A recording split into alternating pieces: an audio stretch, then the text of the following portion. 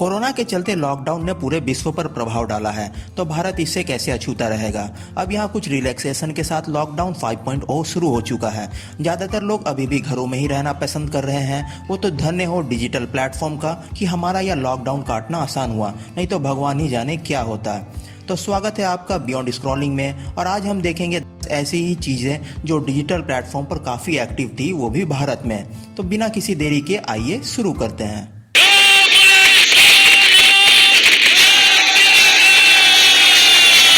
Doordarshan, cable TV और digital platform के आने के बाद ज़्यादातर लोग शायद ही दूरदर्शन देखते थे, मगर भला हो लॉकडाउन का जिसने दूरदर्शन की पुरानी गरिमा लौटा दी और कई सारे क्लासिक कार्यक्रमों को दोबारा टेलीकास्ट किया गया। इनमें सबसे प्रमुख रामायण और महाभारत है। रामायण के आखिरी एपिसोड को 77 मिलियन लोगों ने देखा और इसे विश्व रिकॉर्ड के नाम से ट्वीट किए गए, जो कि बिल्कुल गलत है, क्योंकि रिकॉर्ड यूएस के 100 मैच का है, जिसे 105.9 मिलियन लोगों ने देखा। फिर इसे गेम ऑफ थ्रोन से कंपेयर किया गया, जो दो अलग चीज़ें हैं, मगर कंपैरिजन करना आजकल ट्रेंड हो गया है। अगर लॉकडाउन ना हुआ होता तो कितने लोग रामायण को देखते हैं, और अगर गेम ऑफ थ्रोन्स किसी भी फ्री प्लेटफॉर्म पर दिखाया जाता तो उसे कितने लोग देखते हैं। मेरे दिमाग में यह खटक रहा था तो बोलना पड़ा। फिर भी दूरदर्शन ने लोगों को पुराने समय की सुनहरी यादें ताज़ा करवा दी, और कहते हैं ना कि old is gold. Web series OTT के आने के बाद और बॉलीवुड फिल्मों का कंटेंट के मामले में गिरने से लोगों पर पहले से ही वेब सीरीज का जादू सवार था। सेक्रेट गेम्स, मिर्जापुर जैसी वेब सीरीज लोकप्रियता के मामलों में फिल्मों से कहीं आगे हैं। लॉकडाउन के दौरान भी कई सारी वेब सीरीज रिलीज हुई, मगर एक क्लियर कट विनर था, वो थी अमेजन प्राइम वीडियो की पंचायत। और शायद ही कोई इस पर मुझसे सहमत ना हो। पंचायत ने लॉकडाउन के पारिवारिक माहौल को बरकरार रखा। वहीं मनी हाइस्ट ने आजकल की युवा को बिजी रखा था। इस नेटफ्लिक्स की स्पेनिश टीवी सीरीज के चौथे सीजन ने पूरे विश्व में धमाल मचाया, और यहाँ भारत में भी कई लोगों ने इसे देखा। है लौकी है, हमको भी दिख रहा, बैगन नहीं है। DIY means do it yourself. Lockdown ने घर बैठे लोगों के दिमाग के क्रिएटिव पार्ट को जगा दिया। लगभग सारे लोगों ने घर के रेगुलर कामकाज किए, और तो और जितने YouTube में आजकल कुकरी चैनल आ गए हैं, उसे देख नेक्स्ट मास्टर शेफ के लिए काफ़ी लंबी लाइन लगने वाली है। कई लोगों ने पुराने हॉबीज को पुनः स्टार्ट किया, तो कई लोग नए हेयर ड्रेसर बन गए। दूसरों के ही नहीं, खुद के बालों के साथ भी कई एक्सपेरिमेंट्स किए। लोगों ने ना जाने कई और चीजें भी की, और उनके इस क्रिएटिव साइड्स को फिर से जिंदा करने के लिए लॉकडाउन ही जिम्मेदार है। रिदम है, मुश्किल नहीं है। कुछ नहीं करना। जूम ऐप, जब स्टार्टिंग में लॉकडाउन की घोषणा हुई थी तब दो ही लोग सबसे ज़्यादा खुश हुए थे, स्टूडेंट्स एंड ऑफिस जाने वाले। उन्होंने सोचा कि कुछ दिन तो शांति से काटी जाएगी, मगर जैसे जैसे लॉकडाउन आगे बढ़ा वैसे ही जूम ऐप ने अपना कमाल दिखाना शुरू किया, और ऑनलाइन क्लासेस और वर्क फ्रॉम होम ने उनकी इस शांति के कुछ पलों को दूर भगा दिया। यह जूम ऐप एक real time video conferencing app है, जहाँ आप 1000 लोगों तक और अपने स्क्रीन पर 49 पोर्टल को एक साथ देख सकते हैं।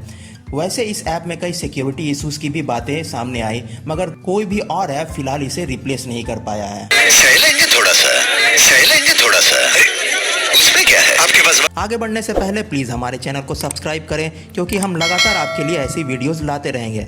एक बार आप सब्सक्राइब करके तो देखिए, क्योंकि अच्छा लगता है। सोशल मीडिया रिकनेक्शन इसलिए क्योंकि हमारी इस लाइफ की भागदौड़ में हम इतने बिजी हो गए थे कि भले ही हमारे फेसबुक पर 1000 दोस्त हो, मगर शायद ही हम कभी उन्हें टेक्स्ट मैसेज या कॉल करते थे। स्कूल के व्हाट्सएप ग्रुप में लॉकडाउन के दौरान जितनी हलचल हुई है, उतनी शायद पहले ही कभी हुई हो। लोगों ने अपने पुराने कनेक्शन को दोबारा रिकनेक्ट किया और पुराने दिनों को फिर से रिवाइज किया। कई भूल चुके यादों को फिर से याद कर अपनी पुरानी ईमानदार मुस्कुराहट को लौटाया, जो ऑफिस के वर्क कल्चर के दौरान होती जा रही थी। कई लोगों ने तो शायद दोबारा रियूनियन का प्लान भी बना लिया होगा। क्यों, सही कहा ना?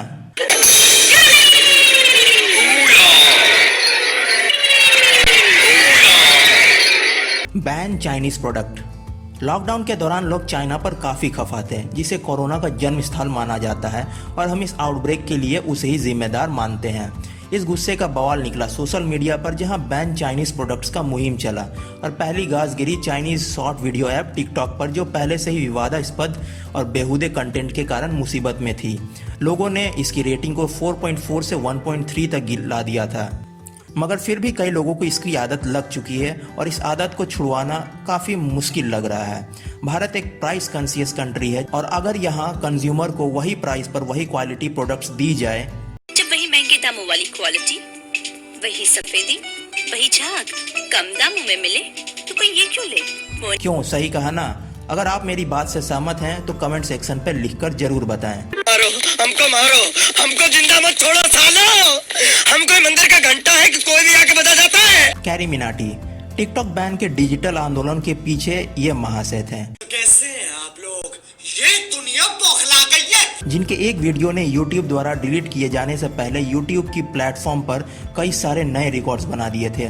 अगर आपने अब भी इनका काम नहीं देखा है तो इनके चैनल पर एक बार ज़रूर जाएं। इन्होंने टिकटॉक वर्सेस YouTube के बीच छिड़ी जंग को जो मोड़ दिया, उस कारण कई टिकटॉकर्स पर विवादास्पद वीडियोस बनाने के लिए पुलिस केस भी दर्ज हुआ और सो कॉल्ड फेमिनिस्ट्स के गुस्से को भी झेलना पड़ा। आगे टिकटॉक का क्या होगा नहीं पता, मगर टिकटॉकर्स के कंटेंट क्रिएटर्स शायद ही कैरी मिनाटी के मुंह लगे। गैंग लेकर आने वाले होते हैं गैंगस्टर, वो अकेला आता था मॉन्स्टर। सोनू सूद कुछ महीने पहले हुए जेएनयू कांड में जहां कई सारी फिल्मी हस्तियां और बड़े लोगों ने उनके एंटी-सीएए आंदोलन का समर्थन किया और देश के लिए इसे मुसीबत बताया था, मगर जब असल में मुसीबत आई तो कई फिल्मी हस्तियां केवल इंस्टाग्राम में अपने पोस्ट डालने में बिजी थे। वहीं सबसे अलग सोनू सूद, जो ना ही एकदम बड़े बॉलीवुड सुपरस्टार हैं ना ही इतने छोटे, मगर इन जैसा इंसान अपने एफर्ट से इतने सारे प्रवासी मजदूरों को घर वापस भेजने में मदद कर सकते हैं, तो इन जैसे so called Kings of Bollywood क्या कुछ नहीं कर सकते हैं। बस इन्होंने ट्विटर पर जितना हो सके लोगों की मुसीबतों को सुना और उनकी मदद की। भले ही छेदीराम फिल्मों में विलन हो, मगर असल जिंदगी में दबंग कौन है या उन्होंने दिखा दिया। इनकी देखा देखी कई औरों ने भी शुरुआत की, मगर लोग उन्हें कॉपी कैट्स या पब्लिसिटी स्टंट कहें, मगर एटलीस्ट वो आगे तो आए, दैट इज इम्पॉर्टेंट।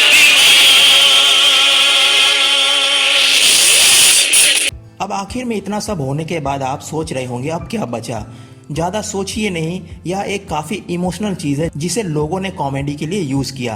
अब भी गेस नहीं कर पा रहे हैं क्या यार? It's very simple, coffin dance. यह एक्चुअली गाना में लोगों की मृत शरीर को ले जाते वक्त उन्हें खुशी खुशी इस दुनिया से विदाई करने के लिए इस रिवाज ने इंटरनेट की दुनिया में तहलका मचा दिया और it is one of the most viral things on internet as of now. इनके जितने मीम वीडियोस बने हैं शायद ही उतने किसी और के बने हों। कॉफिन डांस विद एस्ट्रोनोमिया ट्रैक ने नॉन स्टॉप आग लगा दी थी। हालांकि इस तेज तर्रार इंटरनेट की दुनिया में यह अब थोड़ी स्लो पड़ रही है, मगर लोगों के दिमाग से इसे उतरने में थोड़ा टाइम और लगेगा। तब तक